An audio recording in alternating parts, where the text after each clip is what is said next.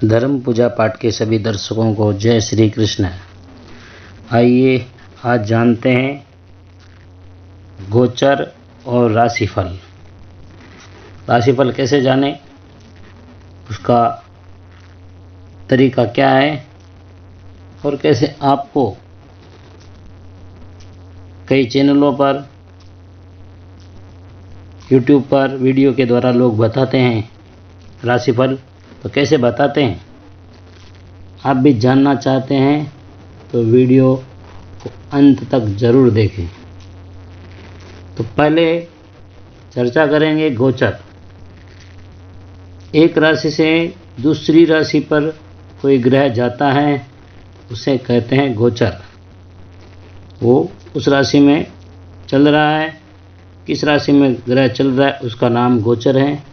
और उस गोचर के द्वारा आपकी राशि पर क्या फर्क पड़ेगा, क्या प्रभाव पड़ेगा और उसका फल क्या मिलेगा, यह निर्धारण ही राशिफल है। मित्रों, जन्म कुंडली में चंद्रमा जिस स्थान पर बैठा है वह आपकी राशि है। उस राशि से जब कोई ग्रह किस स्थान पर बैठता है उसके द्वारा ही फलादेश किया जाता है, उसके द्वारा राशिफल बताया जाता है। तो गोचर देखने के लिए, राशिफल देखने के लिए आपको चंद्रमा के द्वारा ही देखना चाहिए। ज़्यादातर विद्वानों ने चंद्रमा के द्वारा ही गोचर देखने के लिए बताया गया है, क्योंकि हमारी महादशा, दशानाथ जो भी निर्धारित होता है चंद्रमा के आधार पर ही निर्धारित होता है। विंशोत्तरी महादशा का मूल नियम चंद्रमा के आधार पर ही है। उसी प्रकार से चंद्रमा हमारे पृथ्वी के नज़दीक का ग्रह है, जिससे ज़्यादा प्रभाव पड़ता है, इसलिए चंद्रमा के आधार पर ज़्यादातर राशिफल बताया जाता है। तो आइए शुरुआत करते हैं चंद्रमा से। चंद्रमा जिस राशि में चंद्रमा बैठा है उससे यदि चंद्रमा जो गोचर में चंद्रमा आज कौन सी राशि है उस हिसाब से देखने जाएं तो चंद्रमा जिस स्थान पर बैठा है, उदाहरण के लिए कुंडली वृश्चिक राशि की देख लेते हैं। वृश्चिक राशि से चंद्रमा आज यदि धनु राशि पर बैठा है, आज का चंद्रमा धनु राशि पर है तो दूसरा चंद्रमा हुआ। तो चंद्रमा के शुभ स्थान कौन कौन से हैं वो जानने जरूरी है। तो चंद्रमा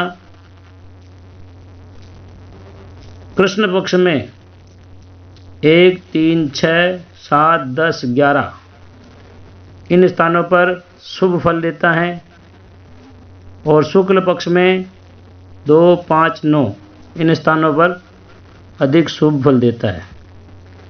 तो अब प्रस्तुत कुंडली के अनुसार, उदाहरण की कुंडली के अनुसार चंद्रमा दूसरे स्थानों में हुआ तो यदि शुक्ल पक्ष चल रहा है तो शुभ है, यदि कृष्ण पक्ष चल रहा है तो अशुभ हुआ। तो चंद्रमा से अशुभ क्या हो सकता है। दूसरे स्थान में चंद्रमा धन का कारक भी है, तो धन की थोड़ी कमी आ सकती है, धन खर्च हो सकता है। ये अशुभ फल हुए। शुभ फल देखने जाएंगे तो धन, पारिवारिक मिलान दूसरे स्थान से देखते हैं तो पारिवारिक मिलान भी होगा, परस्पर प्रेम संबंध बढ़ेंगे और धन की प्राप्ति हो सकती है। इस प्रकार से चंद्रमा का फल कथन करेंगे। आगे चलते हैं सूर्य। सूर्य के शुभ स्थान हैं 3, 6, 10, 11। इन स्थानों पर जब चंद्रमा आपकी राशि से सूर्य 3, 6, 10, 11, उदाहरण के लिए जो कुंडली है वृश्चिक राशि की, वृश्चिक राशि से आज सूर्य यदि वृषभ राशि में चल रहा है तो वृश्चिक से गिनेंगे 1, वृश्चिक, धनु, मकर, कुंभ, मीन, मेष, वृषभ।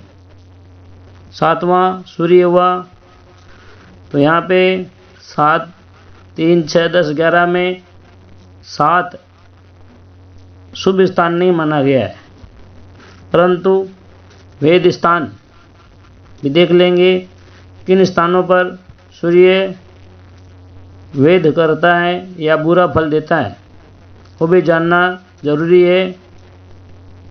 तो सूर्य 9, 12, 4 और 5 इन स्थानों पर वेद करता है। तो 7 में यदि सूर्य गुजरता है तो आपको ना ही हानि होनी चाहिए ना ही खराब होना चाहिए। सप्तम स्थान से सूर्य का कोई ज़्यादातर अधिक प्रभाव नहीं देखा गया है, परंतु यदि आप सप्तम स्थान से कौन कौन से भावों को वो 9वां और 12वां या चौथा पढ़ रहा है, उन भावों के लिए वह कष्टकारी हो सकता है। तीसरा उदाहरण लेंगे मंगल। मंगल 3, 6, 11 इन स्थानों पर शुभ हैं और 9, 5 और 12 इन स्थानों पर वेद के लिए जाना जाता है, मतलब यहाँ पे बुरा प्रभाव देगा। यदि कोई ग्रह बैठा है उसके भी फलों को कम कर देगा, उस भाव के भी फलों को थोड़ा कम कर देगा। तो इसलिए यदि मंगल जिस स्थान पर बैठता है उसी स्थान से पहले आपकी राशि क्या है, राशि से आपका मंगल कौन से स्थान पर बैठा है, तीसरा है, छठा है, 11वां है तो शुभ है, 5वां, 9वां और 12 है तो अशुभ है। आगे चलते हैं। बुध। बुध के शुभ स्थान 2, 4, 6, 8, 10, 11 और वेद स्थान 1, 3, 5, 8, 9 और 12। इस प्रकार से बृहस्पति 2, 5, 7, 9 और 11 में शुभ स्थान है और 3, 4, 8, 10, 12 ये वेद स्थान है।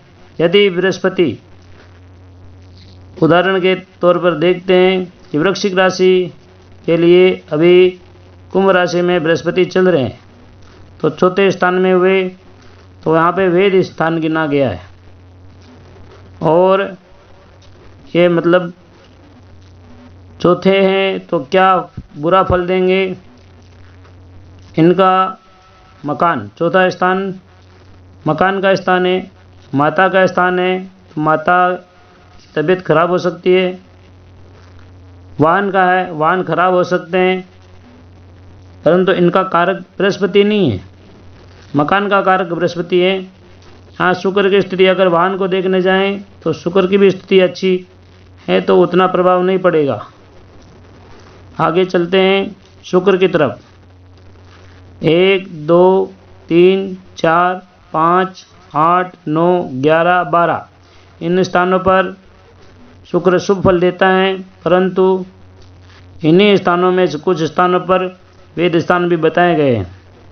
यदि यहाँ पे कोई ग्रह है तो वो थोड़ा अशुभ फल भी देंगे, जैसे 1, 3, 6, 7, 9, 8, 11 इन स्थानों पर अशुभ फल देंगे। अगर ग्रह हैं तो शनि 3, 6, 11 में शुभ हैं और 5, 9, 12 में अशुभ है। बाकी स्थानों पर सम फल देंगे। सम का अर्थ है कि ना ही खराब ना ही ज़्यादा।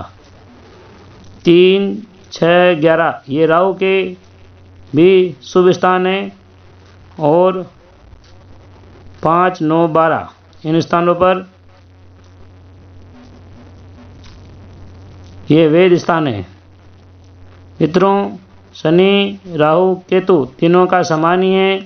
3, 6, 11 में अगर हैं चंद्रमा से तो शुभ फल देने वाले हैं और 5, 9, 12 में हैं तो अशुभ फल देने वाले हैं। 12वें स्थान में अगर चंद्रमा के 12वें स्थान से राहु या केतु बैठे हुए हैं तो समझ लीजिए कि कुछ खराब फल देंगे। फलादेश इनका कुछ अच्छा नहीं रहेगा। अभी उदाहरण के तौर पर देखते हैं वृश्चिक राशि के लिए केतु कहाँ चल रहे हैं। तो केतु वृश्चिक राशि में ही है तो इसका मतलब हुआ लगन में है। तो यहाँ पे 3, 6, 11, 5, 9, 12 इनमें से किसी में भी नहीं आ रहे।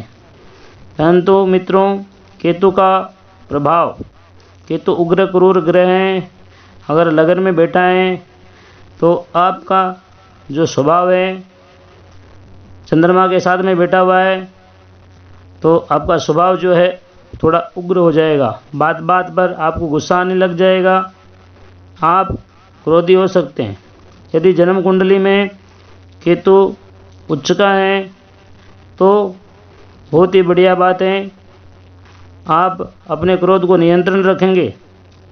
यदि थोड़ा सा भी आगे पीछे है, पाप कर्तरी में है तो क्रोध बार बार आता रहेगा। तो मित्रों, यहाँ पे वृश्चिक राशि चंद्रमा की नीच राशि है तो नीच राशि होने के कारण क्रोध बार बार आता ही रहेगा। अगर किसी वृश्चिक राशि वालों की कुंडली का हम फलादेश करते हैं तो यहाँ पे केतु थोड़ा अशुभ फलदायक ही रहेंगे। आज की वीडियो के लिए इतना ही। वीडियो थोड़ा बड़ा हो गया है। धन्यवाद। आशा करता हूँ आपको कुछ सीखने के लिए मिला होगा। यदि आप और कुछ जानना चाहते हैं तो वीडियो को लाइक करने के बाद में नीचे कमेंट बॉक्स में ज़रूर लिखें। जय श्री कृष्ण।